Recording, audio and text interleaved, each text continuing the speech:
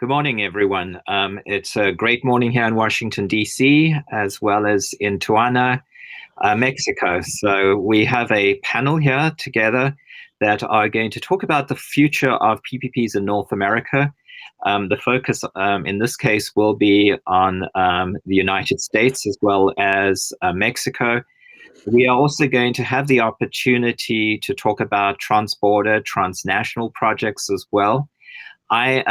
Just a little bit of housekeeping before we start the presentation. Should you wish to ask any questions, and we'd encourage that, please use the Q&A function on your screen. That's the way we will see any questions that we have. We're going to have a discussion, and we will have quite a fair amount of time to ask questions from the floor, and hopefully there will be interest shown and people will ask questions. I'm going to start the session with inviting Morteza Farajian to tell us a bit about himself and the institution that he represents, and then we'll be following this with Oscar. Please fire away, Morteza. Thank you, David, and good morning, everyone. It's very good to be with you today. I'm glad that we have this opportunity to get together and talk a little bit about the topic that I believe everyone likes here: public-private partnerships, innovative financing delivery methods. A little bit background about myself. I got my bachelor's degree in civil engineering, so I'm a civil engineer, but I haven't designed anything in my life. I don't know how many civil engineers can say that, but the reason for that is that I switched to project management and then project finance for my master's degree, and I got my PhD actually in project finance, which was focused on public-private partnerships from University of Maryland. Around the time that I was doing my PhD and writing my dissertation, analyzing P3 projects in the US, this is 2011, 2010 timeframe, I started working full-time for Virginia Department of Transportation in their P3 office. And that was really the beginning of my practical journey with public-private partnership projects. I was with them about 8 years, and over those 8 years, we were able to deliver 5 or 6 projects as P3 projects in Virginia, most of them managed lane projects, dynamically tolled highways, as well as a couple of tunnel projects. Altogether, about $14 billion, and that was a great portfolio that we were able to create and deliver under a public-private partnership model. I became director of office for a while. I was involved in procurement of those projects, negotiation of contracts, as well as really managing portfolio after we closed those loans for a couple of years. I became deputy secretary of transportation for a short period of time in Virginia. That's when I started getting into a little bit of a political world around P3 projects. And shortly after that, I was asked to go and meet with then Secretary of Transportation Chow to talk a little bit about why Virginia is so active in public-private partnerships and other states are not. In particular, a program that that USDOT has is just called TIFIA, that lends to projects. And we were #1 borrower of that program for multiple projects. We were going to them, borrowing at very good rates, interest rates, very flexible terms, which saved us a lot of money in Virginia and allowed us to actually move a lot of those projects forward. And the question was around why other states are not doing that, because at the time there were just a handful of states, maybe 5 or 6 or 7 states out of the 50 states that were pretty active and going and borrowing from that unit that is called Build America Bureau. Well, I was hired by U.S. Department of Transportation, appointed to the position of Executive Director of Build America Bureau to basically promote that unit at federal level and take my experience from Virginia to U.S. government, share that with other states, and try to help them to think outside the box and focus on innovative project delivery and financing methods. I can talk a little bit about Build America Bureau and what we have at the Bureau, but I want to give Oscar also the opportunity to have his introduction, and maybe I can provide a little bit more background about what we do at the Bureau. Thank you very much. Oscar, please go ahead and introduce yourself. Good morning, good afternoon, wherever in this small world we live. Hope you're doing well. My name is Oscar Cortez. I'm the Vice President for International Relationships and also the P3 Chairman for the Mexican Federation of Civil Engineers, Professional Civil Engineers. That's the largest civil engineer organization in all Latin America. We are 60,000 strong. We have 60 local chapters scattered all over the Mexican Republic, and we're the fifth largest in the world. I gotta know that speech because that's part of my job as VP International when I collaborate with other organizations. So to us, it's very important to convey a message. The message is doing things right, doing the proper technical analysis, but we're also very promoter of P3s. I do chair the P3 at the FEMCIC, and we are implementing a very unique approach to develop P3 units. By using our 60 local chapters, we will incentivize our local engineers to be creative finding solutions. The Mexican law under the P3, under the non-solicited proposal, gives you a lot of advantages. So why not match the technical expertise that we have in the local municipalities to find solutions that maybe were not identified in any local plan or state plan. And you can have those intellectual rights from that project. And then we will, at the corporate level where FEMCIC is, we already have in place arrangements with all the major government agencies that do the road infrastructure, the water infrastructure, hospital development, energy. So we are kind of like a hybrid P3 unit, not formally, but that's our intent to make that framework. And one of the things we're doing, and one of the reasons I joined WAPPP is we want to implement best management tools, international best management tools. In Mexico, we've been very aggressive with P3s, to tell you the truth. Some have been very successful, some have not. And to tell you the truth, they have not been successful for a single reason, because we need to be a little bit more transparent in the process, and we need to be more socially inclusive, so we can expand the scope of projects, and we can give people the opportunity to participate. That's why the one of the things we're looking at is the Sustainable Development Goals. How is that into play, and how we can leverage that?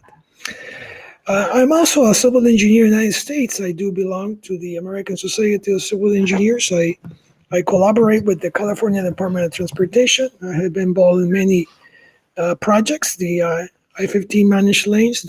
I think Morteza mentioned something about managed lanes. So I've also been involved in the past in the new port of entry, OTI 2, which is more like a public-public project, not public-private. And several other projects. I also I am the claims engineer, so I deal with all the disputes in the San Diego area for contracts. So I've been doing this for 30 years, and I am a consultant in P3s and project management. But my main emphasis is going to be talking about the border, and I'm looking forward to going to the discussion with that. Thank you so much. Thank you very much. So internationally, most countries have a national PPP unit, and often people say to me when I work as a consultant all over the world, they say, well, David, that's great, that's fantastic. So the United States, being a big and powerful country and a leader of innovation, must have a national PPP unit, and we don't really operate in that way because of the power and the role of the different states, which there are states that have PPP units. However, at the Build America Bureau, which you are involved with, Morteza, I know that you have been playing sort of a championship role, a guardianship role over best practices, and helping institutions with capacity building, etc. Can you tell us a bit more about the mission of your bureau, what you're doing? Sorry, and it'd be great to hear that. Sure. Yes, I'll be happy to go into a little bit more detail. So the Build America Bureau was created about 5 years ago. As a matter of fact, we are going to have our 5-year anniversary celebration in July, and we are scheduling an event around that. The reason that Build America Bureau was created at the time was USDOT had different programs that were in different agencies. And the U.S. Department of Transportation has multiple agencies under Office of Secretary of Transportation. Federal Highway Administration, Federal Rail Administration, Federal Transit, Maritime, Federal Aviation. There are multiple agencies, and each one of those agencies had their own programs.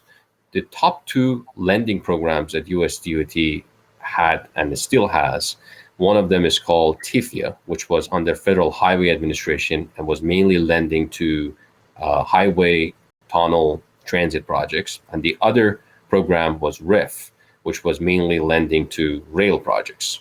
So at the time, there was this vision that we should create a one-stop shop that houses all of these programs.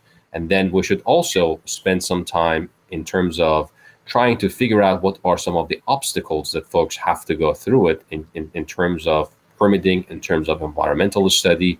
And for those of you who are not as familiar with U.S. Regulatory process, for any project that you want to build in transportation field, you have to go through an environmental study, and you have to also apply for multiple permits. And sometimes it takes years to go through that process. So the whole purpose of creating Bureau was to coordinate between different agencies, between different offices, bring everything under one roof, and try to help project sponsors to go through this process a little bit faster and more efficiently. At the same time, the vision was to promote best practices. Project finance, innovative delivery models are new. And a lot of folks at the state level, local level, those are the ones who are project sponsors. They're the ones who make procurement decisions and procure projects. They do not have resources at that level. They do not have expertise. So having this center that would be able to have workshops for them, training sessions for them, just answer their questions if they have a question, is absolutely necessary to make sure that people would consider innovative options, and they just don't fall back to that traditional option every single time that they have a project. So that's why Bureau was created. The first couple of years, things were a little bit slow, and that's when I got the call, and I went and joined Bureau about 2.5 years ago, because Secretary of Transportation really wanted to make this unit more active. So today, what we have is lending capacity, which is around $100 billion, and that's with B, billion, that we can lend to different projects between the 2 credit programs that we have, TIFIA and RIF.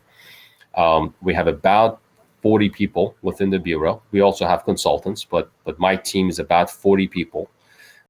We do everything in-house, from project initiations, providing technical assistance to folks, helping them to go through project development phase, all the way to underwriting loans. We have underwriters in-house, and we have lawyers in-house who negotiate loan agreements, as well as portfolio managers and risk managers. So we're kind of like a mini bank that also has a real estate arm. When I say real estate arm, real estate agents are usually the ones that when you're trying to buy a house, they try to help you to navigate through the process. And we do have folks that we call them project development leads that be assigned to different borrowers, potential borrowers, project sponsors, to help them to go through the process faster. So that's really what we bring to table. We also have another program that is called private activity bonds. I don't want to go into the details because some of you may not be as familiar with the bond market, but that program provides tax-exempt status to private companies that want to issue bonds to finance projects. We can give them the tax-exempt status, so the interest rate on the bonds are a little bit cheaper, and they can save a little bit money on financing of the projects. As well as we have a couple of entities that we have created, and they are working as our educational partners with AASHTO, which is the Association of State Highway Officials. We have BADIC Institute that provides workshops, training sessions. We actually go to different cities, different states, and try to train their officials on particularly innovative delivery and financing methods. And recently, we actually have about $10 million that we are investing in funding regional infrastructure accelerators. We actually had a NOFO, and we have got applications. We are reviewing them right now. So that $10 million is going to be given to a couple of regional infrastructure accelerators that we are going to create at regional level throughout the US and provide them with funding so they can create some capacity at regional level and assist localities when they need to analyze alternative delivery models. That to me is the key, because I have worked on multiple P3 projects, and if you do not spend money, resources, time early in the process to look at different options, pros and cons, different alternatives, and you just select one method, whether it's P3 or not P3, and pursue that one without properly analyzing it, down the road, most likely you are going to hit a rock. And we have a couple of projects that are good examples of how they have faced that issue later in the process. That's why we are putting a lot of emphasis on that early stage, I call it pre-development, pre-project development even, type of analysis to make sure that folks who are procuring these projects have proper resources to look at different options. And to be honest, have also access to the right type of information and consultants, because there are not many people, many consultants who are really familiar with these issues. Some folks may have it on their resume, but they may not have worked in depth on some of these issues. And we want to make sure that folks who are providing consulting services have the experience and qualifications who can actually help project sponsors. Thank you very much. That's most helpful. And it's interesting in the sense of how you, even though we don't want to say it because it might cause consternation, but you are in a way operating as a national PPP unit, specifically when it comes to projects that have a federal reach at different state levels. So thank you for that. And I'm amazed, people always ask me, what do I need to know about PPPs? And I always say there's something new to learn. And you've mentioned a few things that have got me quite excited. Before we talk, Oscar, about a transnational project, I want to ask another question. Last year, I did an international survey where I had responses from PPP practitioners, whether they were on the public side or the private side, on from 70 countries on how they saw the pandemic's impacts on PPPs globally or within their country. And the question I specifically asked, have there been changes in the way you are considering the way you approach PPPs, or have there been changes in priorities of the type of PPPs that you are considering? And there was considerable amounts of, comments that there are changes. They were mentioning, for example, things like doing projects smarter, looking at projects that are really going to have very strong impacts on communities. I was just wondering, and I'll ask you that, Morteza, first, and then Oscar second, even though I know, Morteza, you are very much focused on transportation projects, you must have conversations and be aware of what's happening in the general world of PPPs. Can you tell me about maybe the types of projects that are being prioritized that you're aware of in North America, their future, their, the types, the sectors, and I'll leave that to you. Thank you, David, for that question. Yes, we are mainly working in transportation field, but the world is changing. It's becoming harder and harder to draw the line and say this project is transportation, this project is not transportation. I think Oscar mentioned some improvements at the border between U.S. and Mexico that it's really hard to say whether that is a transportation project or it's not a transportation project. I argue that it is transportation project because it is it's providing services to people who are actually traveling from one side of the border to the other side of the border. And that's just one example. We also have other types of projects that right now, as you know, offshore wind farms are getting a lot of attention in the U.S. And to install them, the Department of Energy is mainly involved in those projects. But to install those turbines offshore, you need to have ports that would provide the necessary capacity and services to actually put those turbines on ships and send them out. You need to have trains who would actually take them from manufacturers to the port. So transportation projects are involved in that bigger context of investing in renewable clean energy offshore. Another example I can think about is broadband. We have had multiple discussions. When I was in Virginia, as a matter of fact, I negotiated with some of the big corporations, at least 2 or 3 contracts I can remember, that they would come and put their fiber in our right-of-way of the road, provide some of that capacity to Virginia Department of Transportation for the needs that the Virginia Department of Transportation had for fiber, because, ITS, Intelligent Transportation System, tolling equipments, they all need to have access to fiber. And at the same time, pay Virginia Department of Transportation a fee to have easement to the right-of-way. So that's monetization of right-of-way around highway projects that we had.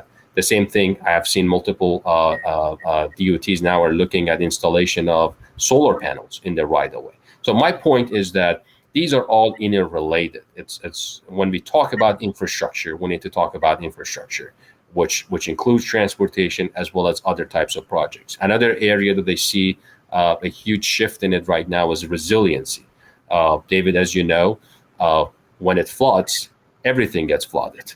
It's not just the city or the house, it's also the transportation system. So we can't just say that the resiliency project is helping certain types of developments, of real estate developments, for example, and not transportation.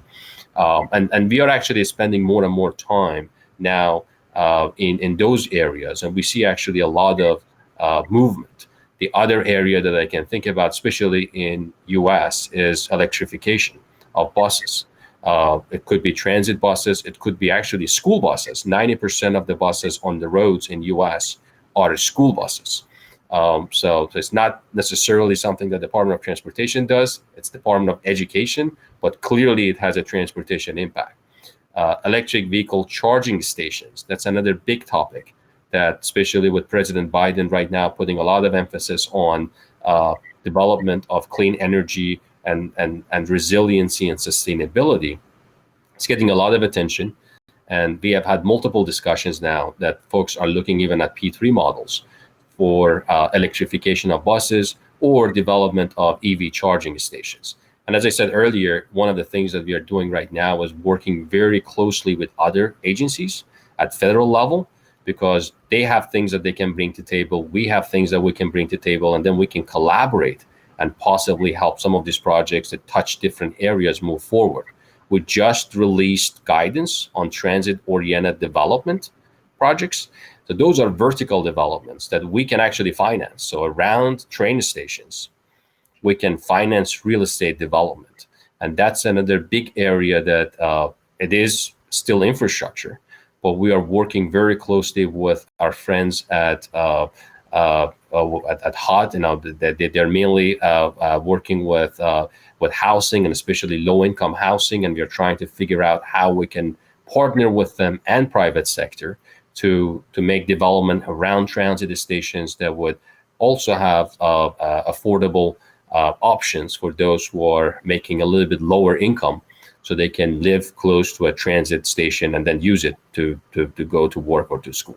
So just a couple of examples. There are a lot of other examples, but I know that we can't cover them all today. Thank you, Morteza. It's just really good that you pointed out that infrastructure is infrastructure, and that all infrastructure is interrelated and exists in sort of the same ecosystem, which is really important that we understand that. Oscar, I wanted to swing the conversation a little bit now towards where we talked about in the United States with all the different states interacting and collaborating.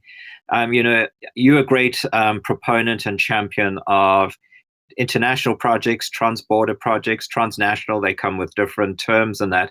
I was wondering if you could, share some insights and maybe also talk about the types of projects which have a future in North America, when it comes to these trans-border projects. I'm handing over the floor to you. Great question, David. Well, the border is it is a location that we need to pay attention for a economic zone. What I mean with this is, instead of the rhetoric, political rhetoric about how the border creates problems, how the border in itself does have problems, I agree with that. Why not build it up with infrastructure, all kinds of infrastructure, so we can have a economic zone? And that's something that we're proponing with leveraging the U.S., Mexican, Canada Accord. I've been also working with some colleagues in the United States and Mexico in development of performance indicators. The American Society of Civil Engineers does a report card every 4 years. We just had the latest one a couple months ago. We had a C- grade. I am proposing to do a report card for the border infrastructure. That's going to be our contribution that we will develop between FEMCIC and the American Society of Civil Engineers, to at least, hopefully, the next 4 years, we can have a report card of how we are doing, what are our needs, and what we need to do to fix them, right? The border has a lot of unusual situations. It's not something that it is out of. It's not something that's out of the news. We all know that, especially environmental projects. I'm going to talk in specific here between California and San Diego and Tijuana area. We have a very difficult issue with sewage coming from the border, from the Mexican side into the United States. We do have a treatment plant that was done under the NAFTA agreement on the U.S. side, and there's improvements that be needed on the Mexican side. So that's a perfect example of something that we can maybe collaborate in building up sanitation infrastructure, environmental infrastructure around the U.S.-Mexican border. I think it benefits both countries. Frankly, I've been saying that it's probably cheaper to fix things in Mexico than trying to fix things on the U.S. side with stop guides or band-aids. So that's why I'm proposing to do a more collaborate. And the NAT Bank is very keen on that, the North American Development Bank. That bank was created when the first trade agreement was signed in 1994. Now it's called U.S.-Mexican-Canada Accord. And the bank in itself is a promoter of environmental projects, sustainable environmental projects. They have a certification process, and then they can have some grants, and obviously it's a bank, they have loans, right? But that's one opportunity we can work on. The other one's renewable energy. Why not create a corridor energy project around the U.S.-Mexican border? We both need energy reliance. The grid, what happened in Texas, where they have their own energy grid supplied by gas, and the effects it had when we had those major storms back in December, I believe. It affected not only Texas, it affected Mexico, because Mexico depends around 75% of all natural gas comes from Texas into Mexico, and we use it for the combined cycle too, especially in the northern parts of Mexico. So when Texas had the blackout because of the frozen pipes with the gas lines, guess what? In Mexico, we had the same issue in the northern part. So there's an interdependency there that maybe we can exploit to make it resilient and also leverage those things. Morteza talked about something that really caught my attention about the wind farms. It happens to be that in California, by mandate, by the year 2030, 35% of all renewable energy has to be 35% of all energy has to be renewable. By the year 2050, it will be 50%. So guess what? A lot of renewable energy is being created in Mexico. Over here in the Tijuana area to Mexicali and Tecate, there's a lot of wind farms that are exporting directly to San Diego Gas and Electric Grid. So there's already something there, because it takes longer on the U.S. side to do a project, as you well mentioned. Probably a good project will take you at least 5 years, at the most 15 years, something in that range, which is, it takes about 3 to 5 years maximum over here in Mexico. So that, why not leverage the opportunity for energy projects?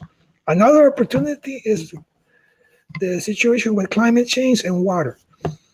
The northern part of Mexico, as well as the southern part of the United States, we all have suffering from drought. There's no water. We over here in California, in Baja California, we depend on the Colorado River, and we were proponents of some desalination plants. So I think that would be a perfect opportunity also to do binational desalination projects. They can alleviate the problem on the U.S.-Mexican border. We got the Atlantic and the Pacific, and we can, in the Gulf of Cortez also, the Gulf of California, where we can tap into that resources in a sustainable way. I want to make clear, and with the strict environmental conditions, they can alleviate part of the southern part of California, Arizona, New Mexico, and Texas, as well as the northern parts of Mexico. I think that's another opportunity we can leverage. As Morteza also mentioned, broadband. This crisis that we have with COVID really puts us in a situation where we got to understand that we need a good infrastructure with fiber optics and broadband. And let's create the next wave of infrastructure. That's the future is now. We're looking at it right now. This is how we're going to work moving forward. We may come back a little bit more in person, but I think moving forward, it's going to be a combination of this. So we need, even in education, so we need to have the proper infrastructure to promote this kind of it. And trade, last but not least, is trade. Let's leverage the U.S.-Mexican corridor. Trade is very important. We are creating ports of entries. We got 36 ports of entry along the U.S.-Mexican border. Some of them are kind of old and need to be upgraded. Why not use a P3 model?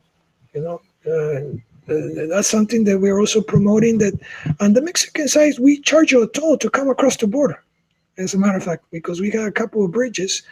On the U.S. side, we can also be innovative in such a way that we can pay through a toll, the customs, the ICE, and everything.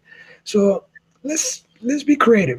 That's why I think it's important to create a specialized P3 unit that can do interstate and binational projects. And you mentioned something also caught my attention: the regional infrastructure accelerator. I think that can be applied on the U.S. on the United States southern part states region. Maybe we can work on that. So that would be my contribution for now. Thank you very much. That's very helpful. We've got a comment here or question from Mark Mosley, who is the former head of the Global Infrastructure Hub.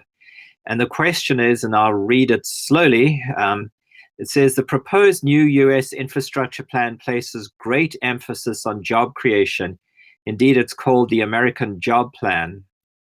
How can PPPs be configured to take advantage of that plan if enacted? And in particular, how can they promote job creation? I wonder, Morteza, I'm sure, I know the Department of Transportation is not existing in isolation of what's happening with all the other initiatives of the administration. I wonder if you'd had some comments on that. Sure, yeah. Thank you for that question, Mark. In general, the interest rates today are much lower than construction cost escalation.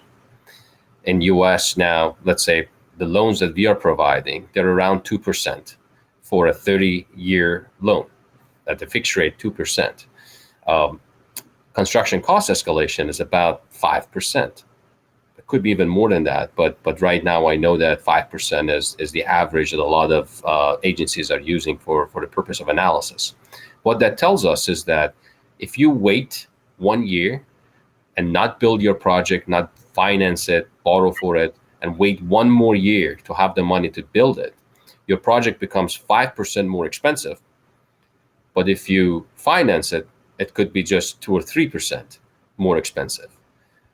Now add 5 years or 10 years or 15 years for some of these projects. And you will see that quickly that construction cost escalation is going to make construction of the project a lot more expensive under current environment. So the environment is ready for financing, for project financing. And P3 is one of the tools that can be used to finance projects. It doesn't have to be always P3. It could be publicly financed.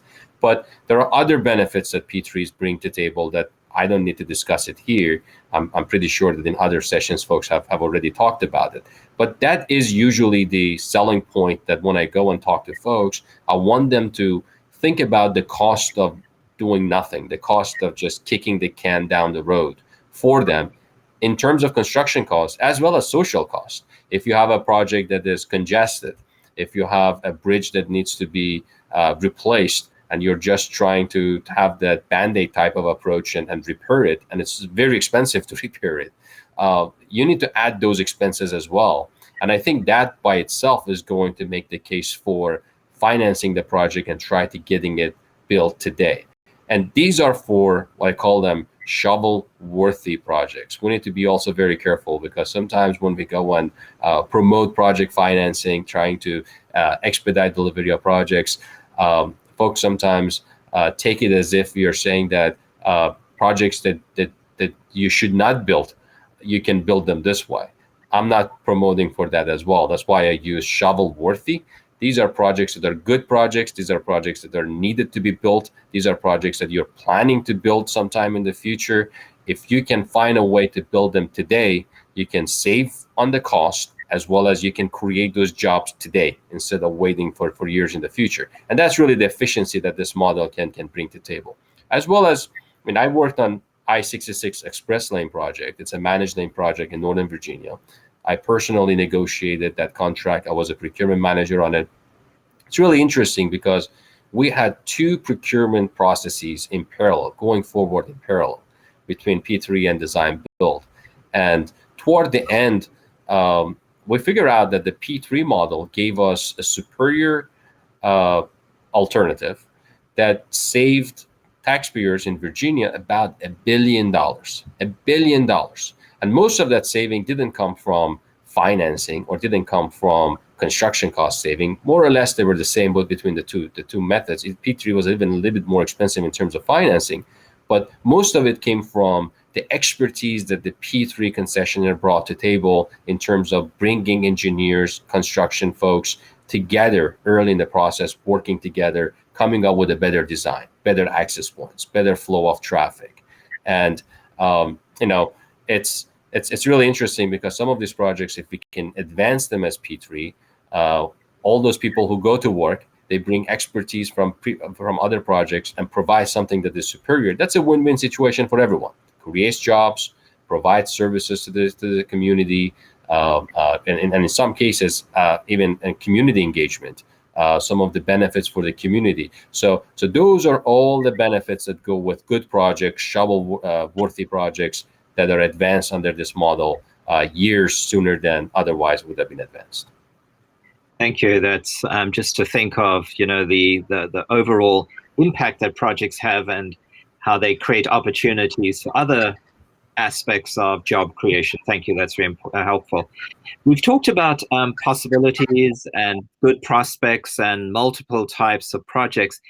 We only have 5 minutes, so we have to be strict to this. But in your closing comments, both Oscar and Morteza, I was wondering if you could just share a little bit of the ideas of potential risks and risk mitigation, because as you know, PPPs are an arrangement where risks are shared, and we always hope, but not always, are allocated to the party that can best manage them. And often projects fail because that allocation is poor, or there is no monitoring of risk, and they're not mitigated when they occur. So Oscar, just in your closing comments, you have about 2 minutes. If you could just tell us just some of your perceptions, ideas, for North America, transnational, whatever, risks, and not as in the sense of risks being threats, but risks being things or opportunities that we can mitigate to ensure that projects are more successful. Well, I do want to talk about 1 minute about something that it's one of the cornerstones of P3, It's called innovation. Technology. Morteza just mentioned bringing people with bright ideas, with a lot of experience to find solutions. So a perfect example of this, and it's, for example, the Los Angeles, Las Vegas high-speed rail, a non-solicited proposal by Virgin Rail, which is going to innovate and bring together two major metropolitan areas. I'm sure it's going to be a money-making business. So innovation plays a key role in non-solicited proposals. I think that's something that I can see on the U.S. side. That's something that can be promoted. And another one is the scale. Use a community choice. There's a lot of push for doing smaller projects, especially with the situation with stormwater, capturing that and recycling it, and community choice for energy projects. So innovation is the key.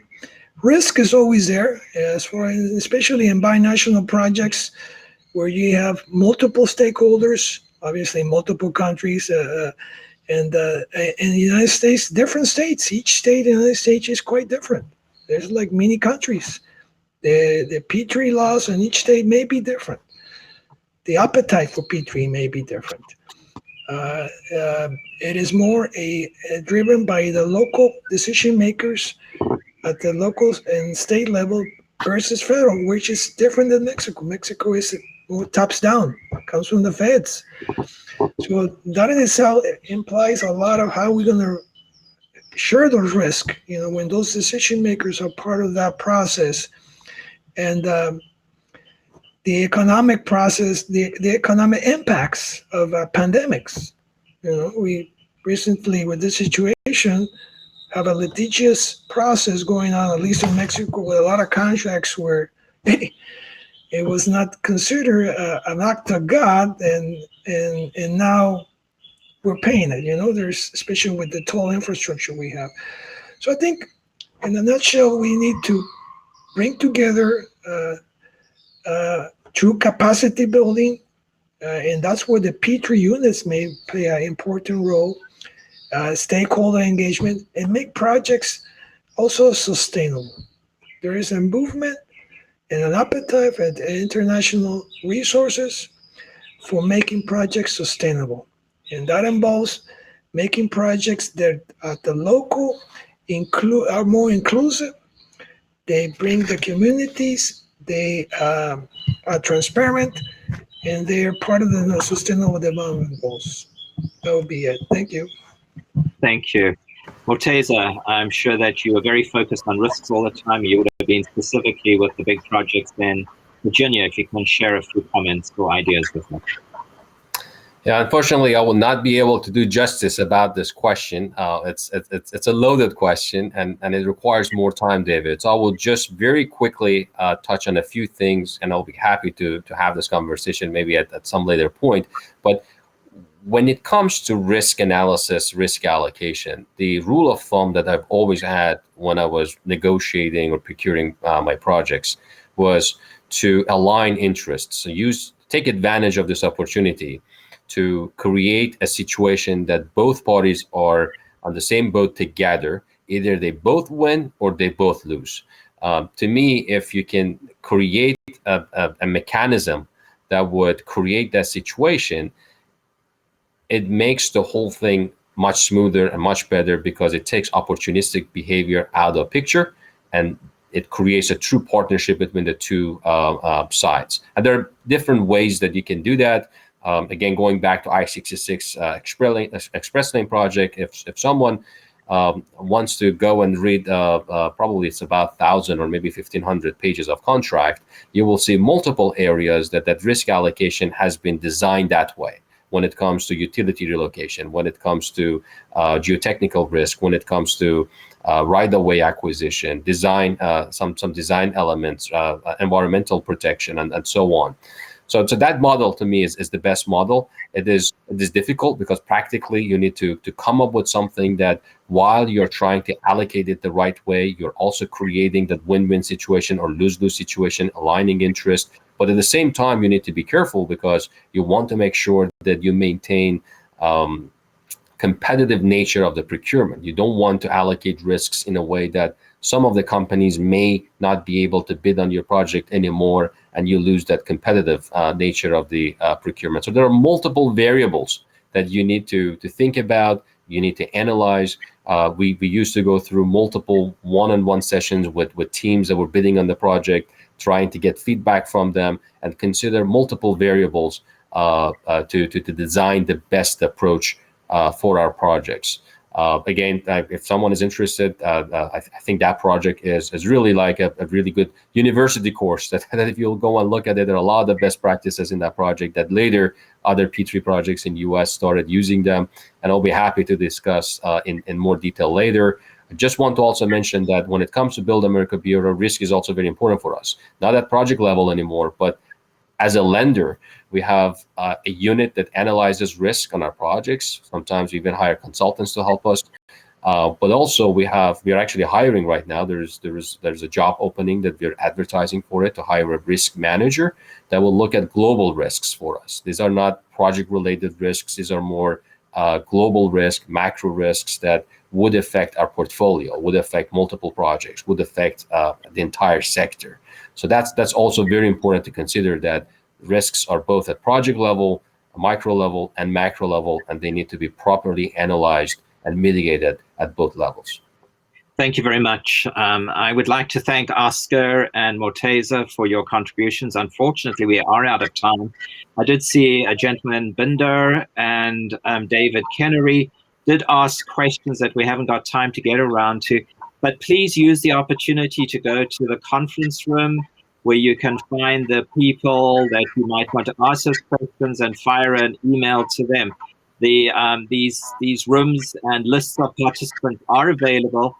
So thank you very much. As I would say, let's build better as everyone's focusing on it. I know we can do it. The future is here. It's not always in the future anymore. The future is here. And, you know, things can be done. We have innovative minds. We have innovation all over the place. Let's not waste it. So thank you very much. And that's the end of this session. I would like to thank everyone and see you next year. Bye. Thank you.